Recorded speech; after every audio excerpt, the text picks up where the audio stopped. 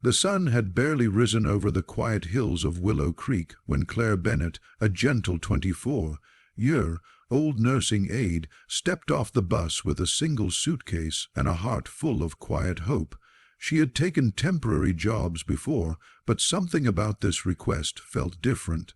The agency had told her, elderly woman, heart condition, needs help at home, family in distress. What they hadn't told her was that this job would change her life and heal a family torn apart by silence, pride, and old wounds. The Miller farmhouse stood alone at the end of a dirt road, once grand but now tired, paint peeled, porch creaked, the wind whispered between the broken boards like memories trapped inside. Claire inhaled deeply and knocked. The door opened to reveal Ethan Miller, a tall, rugged rancher in his early 30s, with sharp blue eyes and a face that looked like it had forgotten how to smile.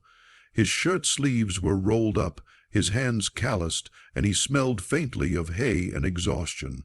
"Yes," he asked, as if he hadn't slept in days. "I'm Claire, the caregiver for your mother." His jaw tightened slightly. "You weren't supposed to start until Monday. Today is Monday." He blinked, rubbed his forehead, and finally stepped aside. "Right, come in." The house smelled of herbs and old wood, and sadness, the kind that sits in the corners and refuses to leave. Then she saw her. Margaret Miller, Ethan's mother, lay in a bed near the window, pale but smiling warmly despite her frailty. "You must be Claire," she whispered. "Thank you for coming." Something in her voice softened Claire instantly. She approached, took Margaret's hand gently, and smiled back. From that moment, the house didn't feel so cold anymore. Ethan watched Claire closely that first day. She worked with silent grace, preparing Margaret's medicines, cooking meals, airing out rooms, humming little tunes that made the air feel lighter. Even the old curtains seemed to sway softer when she passed by. But Ethan was guarded, almost tense around her. At dinner, while Claire helped his mother eat, Margaret suddenly said, "Ethan used to laugh a lot, before his father passed away, before the ranch nearly fell apart, before—" She stopped, her eyes dimming. "Before his younger brother left," Claire finished silently. She could feel the fracture in the air. Ethan stood abruptly, grabbed his coat and muttered, "I'll finish the chores." He left without another word. Claire watched the empty doorway, wondering what heavy storm lived behind his silence. Over the following days, Claire learned more. Margaret told stories about happier years, family dinners filled with laughter, Ethan's talent for carving wood, the little brother who once adored him but had grown distant. "Grief makes people stiffen," Margaret whispered one evening.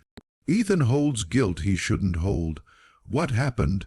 Margaret touched Claire's cheek softly. "Dear, some stories aren't for telling, they're for healing." Claire understood.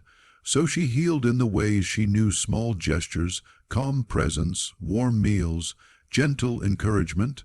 She coaxed Ethan's mother into short walks onto the porch. She sang softly while folding laundry. She brewed herbal teas that filled the home with calming scents, and slowly, the air shifted. Ethan began to linger in rooms instead of leaving abruptly. He started eating meals with them instead of skipping. Sometimes she caught him watching her with a look that one night. A violent storm swept across Willow Creek.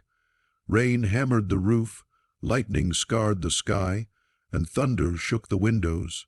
Margaret clutched her chest, gasping. Claire sprang into action, checking vitals, administering medication, rubbing her back, speaking with steady calm, even as her own heart pounded. "We need to get her to the hospital," she said. But the roads were flooding. Ethan paced, panic burning in his eyes. "I can't lose her too," he whispered. Claire grabbed his arm firmly but gently. "Listen to me. She isn't dying tonight. She needs oxygen, warmth, and for you to stay calm." Those words snapped through his panic like sunlight through darkness. Together, they carried Margaret to the living room, lit the fireplace, wrapped her in blankets, and stayed beside her until the storm passed. By dawn, Margaret was stable, asleep, and breathing steadily. Ethan looked at Claire with raw gratitude. "You saved her." She shook her head softly. "She fought. I just helped." "No," he said, his voice breaking. You saved more than her. You saved me. Later that morning, while his mother slept peacefully, Ethan finally opened the doors he had kept locked for years. My father died because he pushed himself too hard on the ranch. My brother blamed me, said I should have seen the signs, then he left, haven't spoken since. Claire listened without judgment. I tried to hold the ranch, the family, everything together. Ethan continued. But the harder I fought, the more it all slipped away. And now, she asked gently. He looked at her with a softness she had never seen in him before. Now, I'm realizing that maybe I wasn't meant to carry it alone. His voice trembled. Claire touched his hand, a small gesture, but one that felt like sunlight breaking through rain clouds. You don't have to, she whispered. Under Claire's care, Margaret regained strength enough to sit outside each morning, watching the ranch like she once had. Ethan began to return to himself, carving wooden figurines again, repairing the porch, cooking breakfast with Claire in the early hours when the world was still and soft. One afternoon, as they hung laundry outside, Ethan said quietly, "You brought life back into this house." Claire smiled. "I only did my job." He stepped closer. "No, you brought hope. My mother laughs again. The house feels warm again. I feel alive again." Her breath hitched, because she felt it too, the pull, the warmth, the quiet love growing between them. One evening, a truck pulled up the driveway. A young man stepped out, tall, familiar, looking nervous. Ethan froze. "Lucas," he whispered, his younger brother. Claire swallowed hard and stepped back to give them space, but stayed close enough to help if either of them faltered. Lucas looked down, rubbing the back of his neck. "Heard Mom was sick. I had to come." Ethan's voice cracked. "You should have come sooner." Lucas's eyes filled with tears. "I know. I was angry, lost, trying to blame someone for Dad. I blamed you, when really, I was scared." Ethan stepped forward, fists clenched, then opened. Then he pulled Lucas into a tight, trembling hug. Margaret cried from her chair. Claire wiped her tears too. The family was whole again, not perfect, but healing. Days turned into weeks. Margaret's health stabilized beautifully. Lucas helped around the ranch. Laughter returned to the halls. Meals were shared with warmth and conversation. One sunset, Claire stood on the porch, watching the sky bleed gold and orange. Ethan joined her. "You healed us," he said softly. "I only cared," she replied. "That's exactly what we needed." He hesitated, breath warm in the cool evening air. "Claire, I don't want you to leave when your contract ends." She looked up at him, heart pounding. "Are you asking me to stay as a nurse?" She teased lightly. He shook his head slowly. "No, I'm asking you to stay because this family, I have come to care about you deeply." Claire felt tears sting her eyes. She took his hand, intertwining their fingers. "I think I've come to care about you too," she whispered.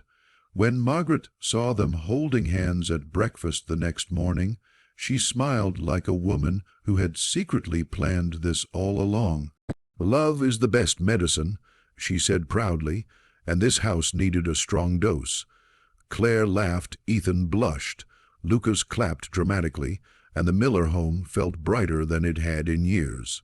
A house once full of shadows was now full of healing, laughter, forgiveness, and love.